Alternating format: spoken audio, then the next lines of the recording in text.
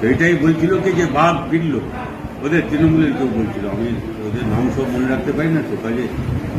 তারপরে আমাকে আপনাদের মিডিয়া কেউ জিজ্ঞেস করছিল, ওরা অনেকজন ছিলেন, বারবার জিজ্ঞেস করছে যে কি মনে করেন আপনি, বাঘ ফিরল বলছে। আমি বললাম আমি ওকে বিড়াল বলেও মনে করি, বাঘের মাসি, কিন্তু বিড়ালের বিড়াল মনে করি না। বাঘ আপনি বাঘ বাঘ করছেন, আপনি বাঘ করছেন, তৃণমূলের বাঘ দিয়ে তাকে বানাচ্ছি, যাকে বাঘ তাকে বাঘ বাঘ করছেন। আমি বলছি ও বেড়ালো না।